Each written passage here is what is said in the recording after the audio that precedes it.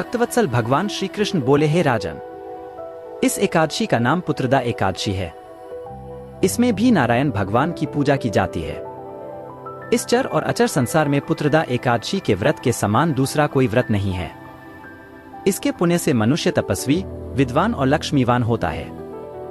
इसकी मैं एक कथा कहता हूं, सो तुम ध्यान पूर्वक सुनो। भद्रावती नामक नगरी में सुकेतुमान नाम का एक राजा राज्य करता था। उसके कोई पुत्र नहीं था। उसकी स्त्री का नाम शैव्या था। वह निपुत्री होने के कारण सदैव चिंतित रहा करती थी।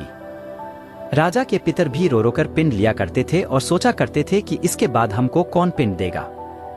राजा को भाई, बांधव, धन, हाथी, घोड़े, राज्य और मंत्री, इन सब में से किसी से भी संतोष नहीं होता था। वह सदैव यही विचार करता था कि मेरे मरने के बाद मुझको कौन पिंडदान करेगा।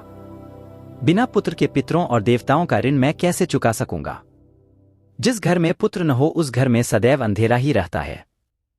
इसलिए पुत्र उत्पत्ति के लिए प्रयत्न करना चाहिए। जिस मनुष्य ने पुत्र का मुख देखा है वह धन्य है। उसको इस लोक में यश और परलोक में शांति मिलती है, अर्थात उनके दोनों लोक सुधर जाते हैं। पूर्व जन्म के कर्म से ही इस जन्म में पुत्र, धन आदि प्राप्त होते हैं। राजा इसी प्रकार रात दिन चिंता में लगा रहता था। एक समय तो राजा ने अपने शरीर को त्याग देने का निश्चय किया, परंतु आत्मघात को महान पाप समझकर उसने ऐसा नहीं किया। एक दिन राजा ऐसा ही विचार करता हुआ अपने घोड़े पर चढ़कर वन को चल दिया तथा पक्षियों और वृक्षों को देखने लगा। उसने देखा कि वन में मृग, व्याघ्र, सुअर, सिंह, बंदर, सर्प आदि सब भ्रमण कर रहे हैं। हाथी अपने बच्चों और हथिनियों के बीच घूम रहा है। इस वन में कहीं तो गीदड़ अपने कर्कश स्वर में बोल रहे हैं, कहीं उल्लू ध्वनि कर रहे हैं। वन के दृश्यों को देखकर राजा सोच विचार में लग गया। इसी प्रकार आधा दिन बीत गया।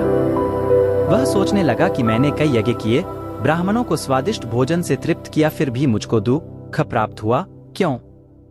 राजा प्यास के मारे अत्यंत दुखी हो गया और पानी की तलाश में इधर उधर फिरने लगा। थोड़ी दूरी पर राजा ने एक सरोवर देखा। उस सरोवर में कमल खिले थे तथा सारस, हंस, मगरमच्छ आदि विहार कर रहे थे। उस सरोवर के चारों तरफ मुनियों के आश्रम बने हुए थे। उसी समय राजा के दाहिने अंग फड़कने लगे। राजा शुभ शकुन समझकर घोड़े से उतरकर मुनियों को दंडवत प्रणाम करके बैठ गया। राजा को देखकर मुनियों ने कहा, हे राजन, हम तुमसे अत्यंत प्रसन्न हैं। तुम्हारी क्या इच्छा है सो कहो। राजा ने पूछा, महाराज आप कौन हैं और किस लिए यहाँ आए हैं? कृपा करके बताइए। मुनि कहने लगे कि हे राजन, आज संतान देने वाली पुत्रदा एकादशी है। हम लोग विश्वदेव हैं और इस सरोवर में स्नान करने के लिए आए हैं।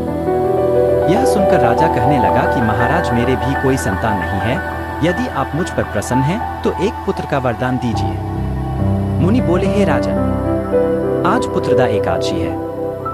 आप अवश्य ही इसका व्रत करें। भगवान की कृपा से अवश्य ही आपके घर में पुत्र होगा। मुनि के वचनों को सुनकर राजा ने उसी दिन एकादशी का व्रत किया और द्वादशी को उसका पारण किया। इसके पश्चात मुनियों को प्रणाम करके महल में वापस आ गया। कुछ समय बीतने के बाद रानी ने गर्भ धारण किया और 9 महीने के पश्चात उनके एक पुत्र हुआ। वह राजकुमार अत्यंत शूरवीर, यशस्वी और प्रजापालक हुआ। श्री कृष्ण बोले, हे राजन, पुत्र की प्राप्ति के लिए पुत्रदा एकादशी का व्रत करना चाहिए। जो मनुष्य इस महात्म्य को पढ़ता या सुनता है उसे अंत में स्वर्ग की प्राप्ति होती है। पुत्रदा एकादशी व्रत का महत्व। पुत्रदा एकादशी का व्रत करने से घर में सुख समृद्धि आती है। भगवान विष्णु परिवार पर मंडरा रहे हर संकट को दूर कर देते हैं। इसके साथ ही एकादशी का व्रत करने से मां लक्ष्मी की भी कृपा प्राप्त होती है।